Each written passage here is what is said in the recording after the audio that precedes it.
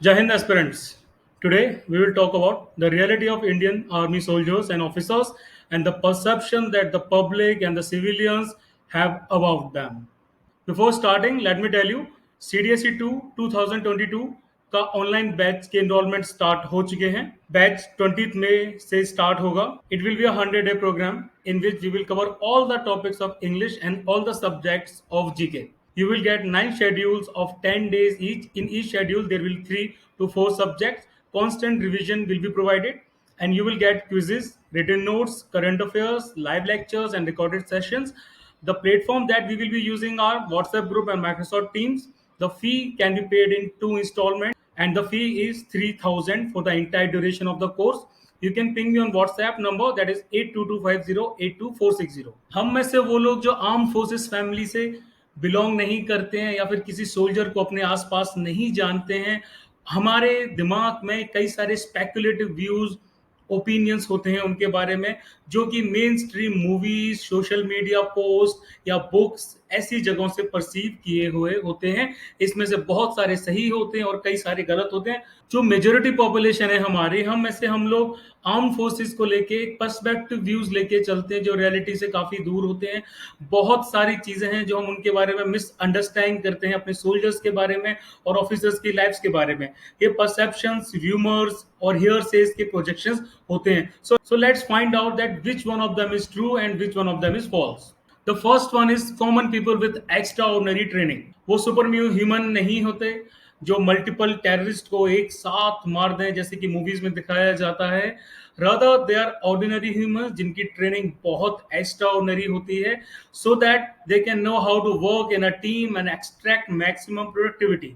उनकी खुद की स्ट्रेंथ और वीकनेसेस भी होती हैं, बट नॉर्मल लोगों की तरह वो अपनी वीकनेसेस को छुपाते नहीं हैं. रादर दे उस पर वर्क करते हैं, उनको कंट्रोल करते हैं कंटिन्यूस मैनर में. इसी वजह से वो ऑर्डिनरी सिविलियन से थोड़ा सा डिफरेंट होते हैं उनकी ट्रेनिंग की वजह से, जो कि उन्हें एक्सट्रीम सिचुएशंस में भी काफी काम रखती है. The next is soldiers should not talk about politics.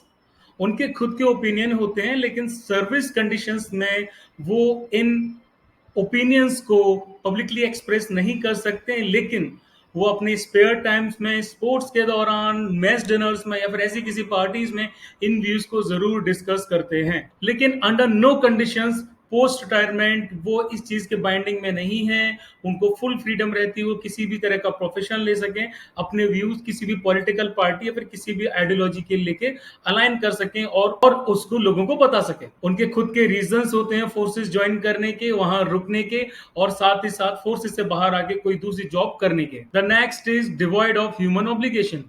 ये सोच के भी हंसी आती है कि कई लोग सोचते हैं कि सोल्जर्स पे इमोशंस का उस तरह असर नहीं होता. उनको स्पेशल ट्रेनिंग मिली होती है अपने इमोशंस को सप्रेस करने के लिए, and they work like a machine, और उनको अपने राइट्स या फिर पॉलिटिकल व्यूज एक्सप्रेस करने का कोई मौका नहीं मिलना चाहिए इवन आफ्टर पोस्ट रिटायरमेंट, जो कि बहुत गलत है.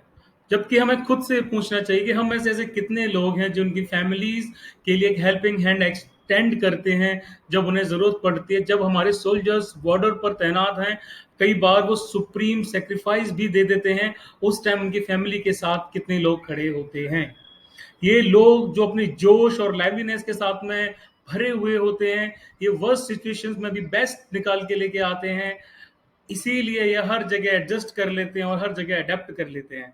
आपने देखा होगा ट्रेन में इवन 48 आवर्स 50 आवर्स की जो ट्रेन की जर्नी रहती है, उसमें टिकट ना मिलने पर ये टॉयलेट के आसपास या गेट के आसपास किस तरह से अपनी पूरी जर्नी हंसते हुए निकाल देते हैं. The next is the faulty prism of officers and man relations.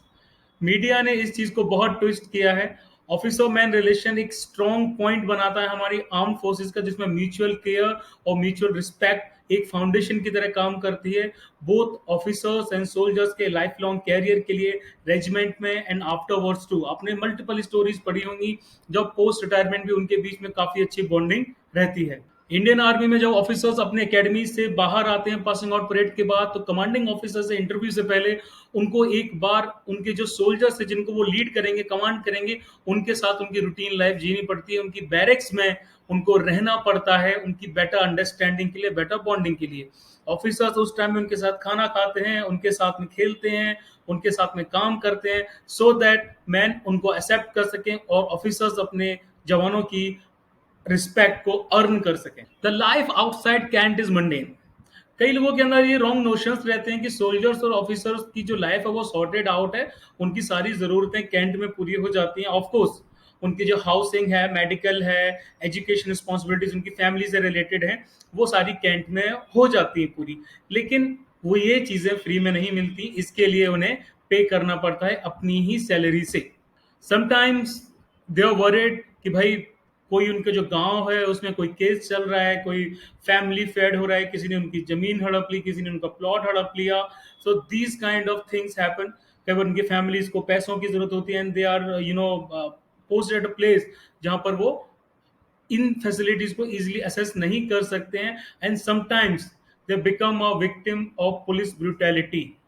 So these are some myths, some opinions, some perspectives that we civilians have in our mind regarding the jawans and officers of Indian Army and other forces too. I hope that you can add some other opinions about them too. That most of the civilians think कि ये सही होते हैं, जबकि असल में वो सही नहीं होते हैं. So please like, share and subscribe the channel to get such more videos and share them in your defense circle. As always, शेर तैयार है.